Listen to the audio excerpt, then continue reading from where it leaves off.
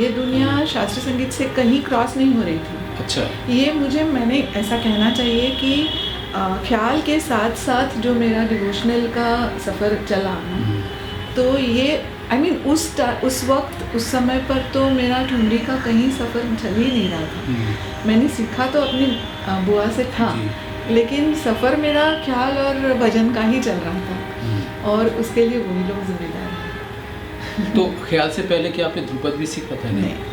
ख्याल के बाद आप थोड़ा भक्ति संगीत की तरफ? भक्ति के लिए मैं नीडू भाई को मतलब, तो आपके पूरे संगीत वांग्मय का जो ये हिस्सा है भक्ति का, उसके लिए नीडू भाई और जी मैं उनको बहुत मानती हूँ। तो कौमुदी बहन का आपने पहले जाहिर है गाना भी सुना होगा जी। तो उसमें आपको क्या बनारस घराना और सिद्धेश्वरी देवी जी और सिद्धेश्वरी देवी जी के स्टूडेंट है इतना तो मैं जानती थी, तो कहीं ना कहीं उनकी झलक तो दिखाई देती थी जी। लेकिन मेरा ये मानना है कि ठुमरी या सिद्धेश्वरी देवी जी के जैसी आवाज़ उनकी नहीं थी। उनकी आवाज़, कौमुदी बहन की आवाज़ एकदम जिसको ये कहा जा सकता है कि एकदम जुवेनाइल आवाज़ थी, छोटे बच्चे के जैसी आवाज़ थी, और काफ़ी सालों तक, मतलब अभी तक उनके गुजरने से जस्ट फ्यू डेज पहले तक उनकी आवाज़ वैसी ही थी।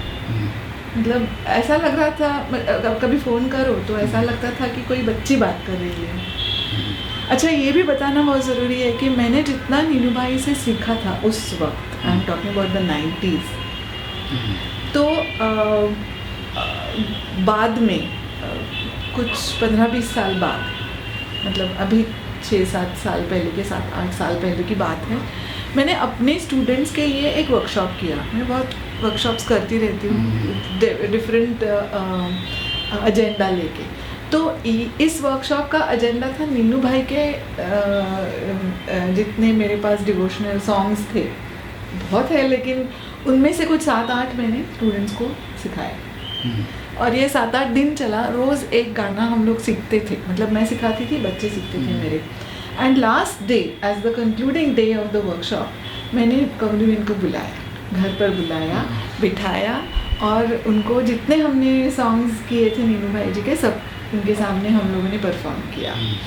तो मुझे अभी भी याद है कि 5 लोग आए थे उनके घर से, कौमुदी बहन, उदय भाई की बहन सोनल बहन जो अभी भी चली गई, एंड उनके एक आई थिंक भतीजे थे जो बनारस से आए थे, उनके पास डॉक्टर थे, शायद नीनू भाई जी के भतीजे थे।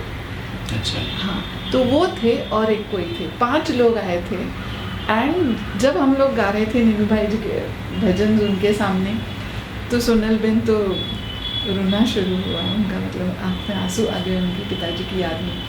पर मुझे इतना याद है कि हम लोगों ने कौमुदी बहन को भी रिक्वेस्ट किया कि आप भी कुछ सुनाइए।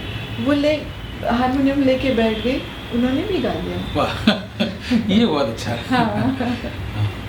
तो आपको लगता है कि जैसे कोई प्रतिभा होती है जी, और वो किसी घराने से अगर वो प्रतिभा आती है तो उसमें घराने की भी झलक आती है, तो कौमुदी बहन में बनारस की कोई झलक ठुमरी गाने में, या सिद्धेश्वरी देवी जी का कोई पैटर्न आता था ऐसा? वो तो था ही था। हाँ। उनका वो तो मतलब, ये मैं इसलिए पूछ रहा हूँ कि जब हम बनारस की ठुमरी सुनते हैं और किराना घराना की ठुमरी सुनते हैं, प्रभात जी वगैरह का, तो बिल्कुल फ़र्क नज़र आता है। हाँ, वो तो आएगा। तो ये जो फ़र्क है, क्योंकि बोलते हैं पूरब अंग की ठुमरी, हाँ। तो वो आप जयपुर घराने में शायद पल्लवित हुई हैं। तो ये कौमुदी बहन के सानिध्य में आने के बाद उसका रिफ्लेक्शन आपके गाने में भी आया?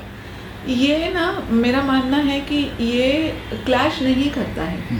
हम लोग जब ठुमरी गा रहे होते हैं तो ठुमरी की तरह गाते हैं, जब राग गा रहे होते हैं तो वो जयपुर घराने की तरह गाते हैं। अच्छा। तो ये क्लैश नहीं करता।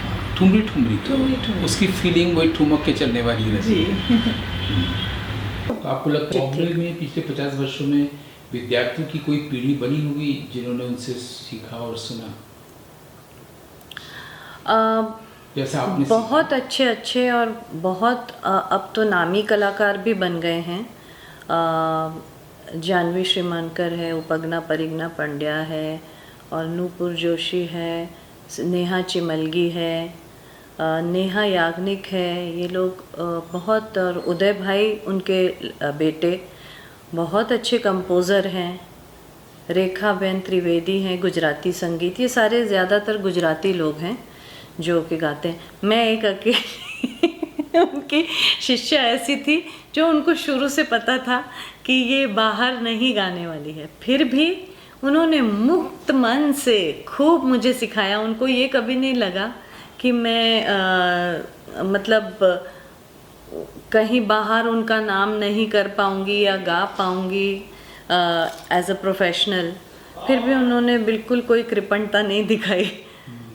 क्या आपको नहीं लगता कि कोई ऐसी एक एकेडमी बने जो उनके पूरे जीवन और गायकी पर शोध करे, अध्ययन करे और कुछ बुक्स, एक मोनोग्राफ जैसा उनके बारे में बने, जैसे अभी हम लोग ये फिल्म बनाने की कोशिश कर रहे हैं, ताकि लोग और जाए और उनकी परंपरा आगे भी चलती रहे, उनका जो संस्कार है वो संरक्षित हो।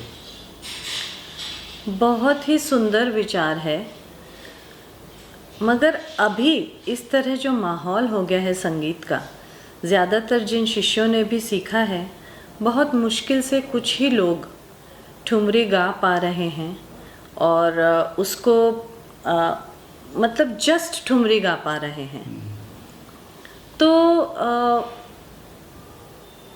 कहा नहीं जा सकता कि एक यादगार की तरह तो बहुत कुछ चीज़ें संरक्षित की जा सकती हैं, बट आई फील दैट वो ज़्यादा एकेडमिक वैल्यू की रहेंगी कि कोई रिसर्च वाले हैं या कोई ज़्यादा जानना चाहते हैं, स्टूडेंट्स वो उसको समझ पाएंगे शायद। हम लोग तो इस बातचीत से ये संरक्षित ही करने की कोशिश कर रहे हैं कि उनकी गायकी, उनकी बातें, उनकी सारी चीज़ें एक जगह पर रहे, ताकि इस फिल्म को देख करके भी अगर कोई प्रेरित हो, उनको मदद मिले अपने रिसर्च वर्क में या सीखने में भी, गाने में भी, और जी प्रेरक भी अगर हो सके तो। जी, गुरु कोई सही गुरु मिल जाए, ये ईश्वर की कृपा है।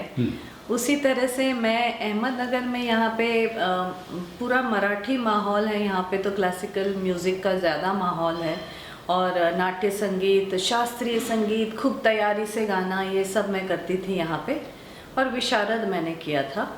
फिर उसके बाद में जब मैं बम्बई गई, शादी हो गई मेरी वहाँ, फिर भी मेरा मन था कि संगीत को मुझे आगे जारी रखना चाहिए। तो ऐसा मन में आया कि क्लासिकल सुनने वाले कम हैं मेरे सारा जो वातावरण था उसमें, और किसी एक गुरुजी जिनसे मैं सीख रही थी वहाँ पे, उन्होंने कहा कि आपकी जो आवाज़ है वो लाइट म्यूज़िक के लिए एकदम सही है। ऐसा तो भी होता है कि आवाज़ लाइट म्यूज़िक, और उन्होंने कहा जो आपकी वॉइस क्वालिटी है, जो टिम्बर है और जिस तरह से आपके उच्चारण हैं और जिस तरह से आप गाती हैं, वो प्लेबैक या लाइट म्यूज़िक के लिए या सेमी क्लासिकल म्यूज़िक के लिए एकदम सही है। क्योंकि आमतौर पे देखा जाता है कि क्लासिकल म्यूज़िक में थोड़ी सी रियाजी, थोड़ी सी गहरी, थोड़ी सी भारी आवाज़, लेकिन मेरी ऐसी नहीं थी शुरू से ही आवाज़। तो कहीं एक बस ऐसे ही किसी के सोशल जान पहचान में वहाँ पे कहीं किसी की शादी में गाना गाने गए, तो वहाँ पे जो म्यूजिशियंस थे उनसे मैंने पूछा, देखिए मैं बम्बई में नई आई हूँ और मैं जानना चाहती हूँ कि light music, semi classical music कौन सबसे अच्छा सिखाएगा मुझे। तो वहाँ पे जो अरेंजर थे उन्होंने मुझे कहा, वो सारा गुजराती पूरा क्राउड था उनका, तो उन्होंने कहा बहन यहाँ पे एक कौमुदी बेन मुंशी हैं, आप उनसे सीखिए। मैं वहाँ गई और मैं उस रूम में मैंने प्रवेश किया। वहाँ पे एक लाइट ऐसी कौमुदी बेन के ऊपर चमक रही थी और वो एक ठुमरी गा रही थी और ठुमरी के बोल थे, तोरी चतुरैया मैं जान गई बलमा।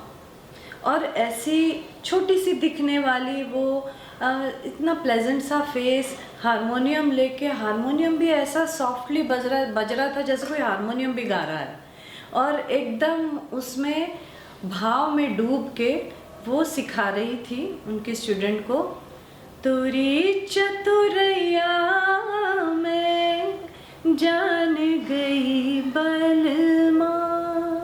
और फिर वो अलग अलग तरह से बोल बनाओ करके उसको बता रही थी कि जान गई बलमा, अरे जान गई बलमा,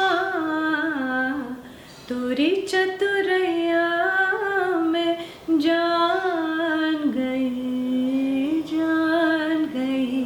बलमा। और मुझे ऐसा लगा कि एक लाइट उनके ऊपर चमक रही है, एक लाइट मेरे ऊपर भी चमक रही है। That whole environment had become bathed in some ethereal glow। और मैं एकदम क्वाइट हो गई, शांत हो गई, वहाँ बैठ गई।